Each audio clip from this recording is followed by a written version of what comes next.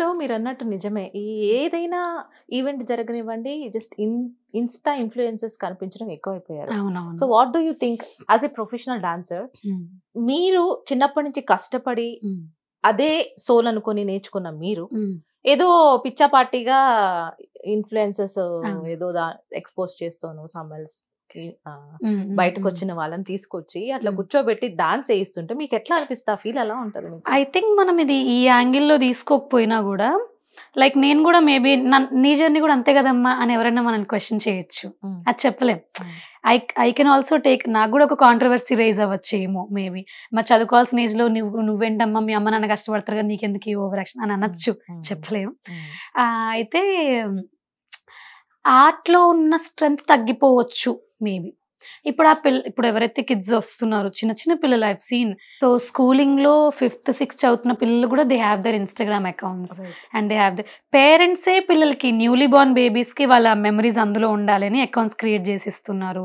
You will receive your account when you are into your teens అని. Right. లేకపోతే వాళ్ళు చెప్పకపోయినా వాళ్ళకి తెలియకపోయినా పేరెంట్స్ తెలియకపోయినా పిల్లలే అకౌంట్స్ క్రియేట్ చేసుకుంటున్నారు.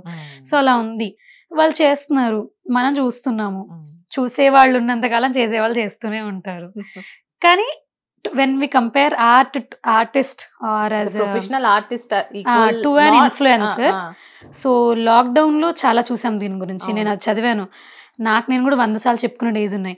You're an artist, you are not an influencer, you are an artist, you are not an influencer. అలాగని చెప్పి ఇన్‌ఫ్లుయెన్సర్ అనేది తక్కువ కాదు. ఇన్‌ఫ్లుయెన్సర్ ఆల్సో చాలా బ్రాండ్స్‌కి లైఫ్ ఇస్తున్నారు ఇన్‌ఫ్లుయెన్సర్స్. పెద్ద పెద్ద బ్రాండ్స్ ఇన్‌ఫ్లుయెన్సర్స్ దగ్గర లైఫ్ వస్తుంది. అంటే మేము ఈ స్టోర్‌కెళ్ళాము అని పెద్ద పెద్ద స్టోర్స్ వాళ్ళు వీళ్ళని హెల్ప్ తీసుకుంటే మేబీ అది జనాల్లోకి ఎక్కువ వెళ్తుంది ఈ మధ్య. ఒకప్పుడు అడ్వర్టైజ్మెంట్స్ ఉండేవి. అవును. పెద్ద పెద్ద హోర్డింగ్స్ ఉండి మీ అడ్వర్టైజ్మెంట్ ఇక్కడ కావాలి అంటే అని. ఒక టూత్ పేస్ట్ గురించి యాడ్ కావాలంటే షో మధ్యలో యాడ్ వచ్చేది. ఇప్పుడు ఏంటి ఎంతసేపు ఉన్న ఫోన్ స్క్రోలింగ్ నడుస్తుంది కాబట్టి వాళ్ళని ఎక్కువ చూస్తున్నాం కాబట్టి వాళ్ళని తీసుకొస్తున్నారు అంతే. అండ్ దట్ టు ఇప్పుడు షోల్లోకి వచ్చినది కానీ మూవీస్లోకి వచ్చినది కానీ అయితే ఎలా చెప్పొచ్చు అంటే ప్రతి షో అన్నా కానీ ప్రతి ప్లాట్ఫామ్ అన్నా కానివ్వండి కన్సిస్టెంట్‌గా అదే లెవెల్ ఆఫ్ ఇమేజ్ మెయింటైన్ చేస్తూ అదే స్ట్రాటజీ అదే రౌండ్స్ పెట్టి వెళ్తూ ఉన్నా కూడా విన్ అవ్వలేదు. జనాలకి బోర్ కొట్టేస్తుంది. అవును.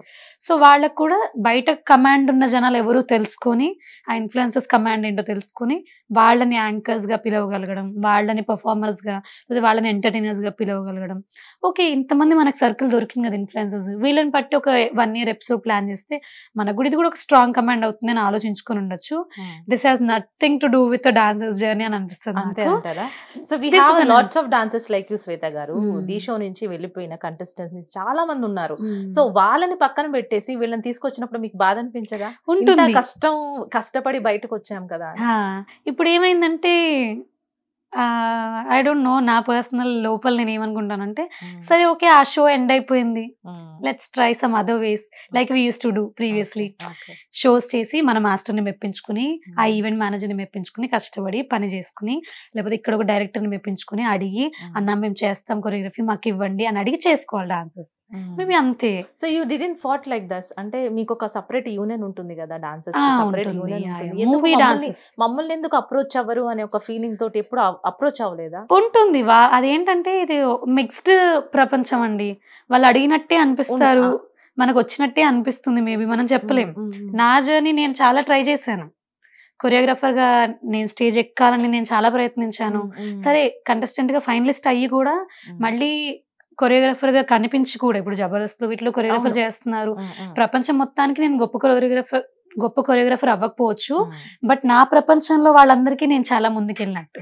సో ఆ స్టేజ్ లో ఉండి కూడా నేను మళ్ళీ కంటెస్టెంట్ గా అన్నా చేస్తాను, సరే సపోర్టింగ్ గా అన్నా పిలవండి అని నేను అడిగిన డేస్ ఉన్నాయి. ఉంటే అది కామన్, అందరిలో ఉంటాయి, ప్రతి ఒక్కరిలో ఉంటాయి. ప్లెయిన్ లైన్ లో ఉండుంటే మేబీ నేను ఇంత సీరియస్ గా తీసుకునేదాన్ని కాదేమో.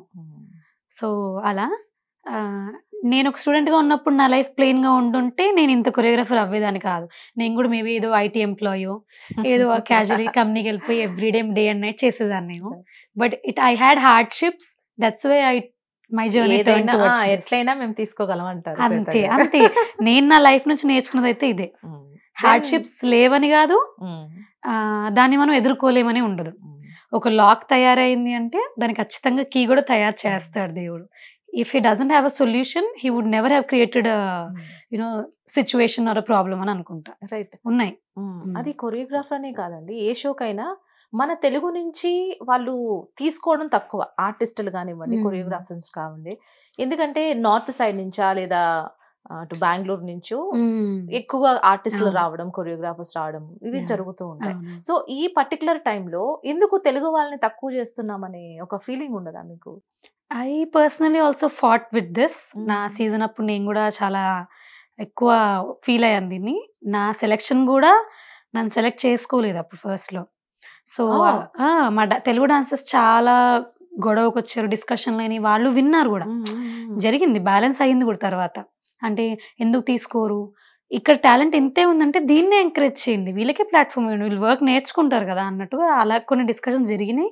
అండ్ ఇది ఎప్పుడు ఉంటుంది, ఫస్ట్ నుంచి ఉంది, మా అప్పుడు జరిగింది, ఇప్పటికి కూడా జరుగుతూ ఉంటుంది. సో ఇది దీనికి సమాధానం నాకు కూడా ఇప్పటిదాకా I never because of TRP ratings అనుకోవచ్చా? ఎందుకు తెలుగు వాళ్ళకు ఆపర్చునిటీ ఇవ్వడానికి ఎందుకు వీళ్ళు ఆలోచిస్తారంటారు? ఐ డోంట్ నో, అది మీరు కూడా చెప్పొచ్చేమో. అది జనరల్ పర్స్పెక్టివ్ ఎవరైనా ఆన్సర్ చేయొచ్చేమో. అయితే నాకేమనిపిస్తుంది అంటే తెలుగు వాళ్ళు, మనం ఇక్కడ లోకల్ తెలుగు అనేది పక్కన మనం ఎక్స్పోజ్ చేయమన్నా వన్ థింగ్ అవ్వచ్చు, లేదంటే సంథింగ్. ఇప్పుడు if you want something you need to give something అన్నట్టు దానికి. అయితే గివింగ్ పర్స్పెక్టివ్ అనేది అదే ఇవ్వక్కర్లేదు ఒక అమ్మాయి. అలా అనుకున్న అమ్మాయిలందరూ వెనకాల ఉండొచ్చు, మేము చెప్పలేం. అంటే ఒక అమ్మాయి పర్ఫార్మర్ అని తెలియాలి అంటే మేబీ అలాంటి ఒక సాంగ్ పడితే గానీ అబ్బా ఎరగదీసిందే అని అనిపించే ఛాన్సెస్ అలా చేస్తేనే అనిపిస్తున్నాయి ఎక్కువ. As for as we have seen, ఇదేంటి పలికే గోరింకా అలా ఒక సాంగ్ ఉంది, దాని లంగావని వేసుకుని అంతే ప్రెట్టిగా స్టేజ్ పైన చేసి చూపిస్తే ఇది స్టేజ్ కానట్లేదు అని ఎంతసేపు దాంట్లో కూడా లాకింగ్ పాపింగ్ కలిపి చేసి చూసే పాప్ కల్చర్ని ఎక్కువ ఎంకరేజ్ చేయడం వల్ల మేబీ అలా బయట స్టైల్స్ని తీసుకురావాలనే ఉద్దేశంతో అలా తీసుకుంటూ ఉండొచ్చు బయటి వాళ్ళని. సో అలా అవ్వచ్చు.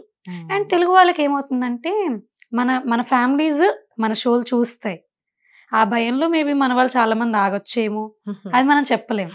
షో అనే కాదు, సినిమాయే కాదు. సో ఎట్ దిస్ పాయింట్ నేను ఒకటి చెప్పాలనుకుంటున్నాను.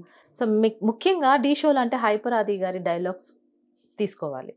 సో ఆయన డైలాగ్ ఎలా ఉంటదంటే ఒక బాడీ షేమింగ్ లేదా లేక డబుల్ మీనింగ్ డైలాగ్స్ ఇవే ఎక్కువగా వింటూ ఉంటున్నాము. అది మనకు అలవాటు చేస్తున్నారా, వాళ్ళు కావాలని షోస్ లో ఇట్లా చేస్తున్నారంటారు? దేనికోసం వీళ్ళు డబుల్ మీనింగ్ డైలాగ్స్ తోటి? అండ్ ముఖ్యంగా బాడీ షేమింగ్ అండి. ఐ డోంట్ థింక్ నాకు అంత మెచ్యూరిటీ ఉంది దాని పట్ల. బట్ ఐ మీన్ అంత అది వాళ్ళని జడ్జ్ చేసేంత లేదు. మేబీ వాళ్ళ జర్నీ వేరు, వాళ్ళ ఇది వేరు. And I have heard comedy అంటేనే ఒక కామెడీ పండాలి అంటే ఏదో ఒకటి వ్యత్యాసంగా, డబుల్ మీనింగ్ కాదు, ఏదో ఒకటి సెట్ అయితే వెయ్యాలి. బట్ ఇప్పుడు మనం ఒక స్టేజ్ వదిలిపెట్టండి, మూవీ ఉంది, మూవీస్ లో కూడా చాలా ముందుకు వెళ్ళిపోయాం మనం. సో హైపరాది గారినే ఒక్కరిని అనక్కర్లేదు అనుకుంటాను. ఇన్ పర్సన్ హైపరాది గారిని నేను బయట చూసిందైతే ఆయన అమ్మ మీరు దీనికి తగ్గ ఎప్పుడు మాట్లాడింది లేదు as a person. So you have always been nice. నేను చూసినంత, నేను నా ఎదురుగ్గా నేను జనాలు, కానీ స్టేజ్కి వచ్చాక దే విల్ ఆల్సో, వాళ్ళకు కూడా ఇష్టం లేదేమో చెప్పలేం. బట్ కంటెంట్ ఇలా రాస్తేనే వెళ్తున్నప్పుడు రాయక తప్పదు కదా. ఇప్పుడు నన్ను ఇప్పుడు ఈ కాంట్రవర్సీ క్వశ్చన్ అడిగితేనే వెళ్లాల్సి వస్తుంది, షో ముందుకు వెళ్తుంది అనే స్టేజ్ లో ఉన్నాం కదా. కాంట్రవర్సీ అడగనిదే మేబీ ఈ షో ఎక్కువ జనాల్లోకి వెళ్ళదేమో. అలా maybe that's the requirement present generation లో, అలా అవ్వచ్చు. అండ్ ఇప్పుడు నేనున్నాను, నేను మిమ్మల్ని ఈ క్వశ్చన్ నన్ను అడగకండి, ఇది ఎడిట్ లో తీసేయండి అంటే అడగరు, ఎడిట్ లో ఉంచరు. సేమ్ వే హైపరాది గారు వేస్తుంటే తీసుకోలేని జనాలు ఉన్నారు అంటే అది తీసుకుంటుంటేనే ముందుకెళ్తున్నారు చాలా మంది. మరి అంటే తిట్టుకుంటారు కానీ అక్కడే కూర్చొని చూస్తూ ఉంటారు, మళ్ళీ రిపీటెడ్ చాలా మంది ఉన్నారు అలా. కరెక్ట్ అండి. కాంట్రవర్సీ పర్ఫార్మ్ చేసే వాళ్ళలో లేదండి. చేస్తారు, ఏదో వచ్చిన కంటెంట్ చేస్తారు, రాసింది రాస్తారు, చేసింది చేస్తారు. చూసే మనం దాన్ని 100 సార్లు చూడడము ఆపట్లేదు చూసేవాళ్ళు, అలాగని చెప్పి దాన్ని ఎంకరేజ్ చేయడం ఆపట్లేదు. దాన్ని ఎంకరేజ్ చేయడం ఆపాలి అంటే హైపరాది గారు టీమ్ లీడర్ చేసినప్పుడే జబర్దస్త్ ని అఫెన్స్ చేసి ఉండాల్సింది అందరూ, కాదు కదా. దట్ వాజ్ ఎంటర్టైన్మెంట్ లో వాళ్ళు ఏదో ఇస్తున్నారు, వాళ్ళ చేతనైనా చేస్తున్నారు. మనం చూస్తున్నాం. అవునండి, ఇది ఎప్పటి నుంచో వచ్చేది. ఆయన ఎప్పుడు బాడీ షేమింగ్ చేయండి, నేను మాట్లాడను బాడీ షేమింగ్ టాపిక్ అయితే, అంటూనే ఉంటున్నారు, అది అలా జరుగుతూనే ఉంటుంది.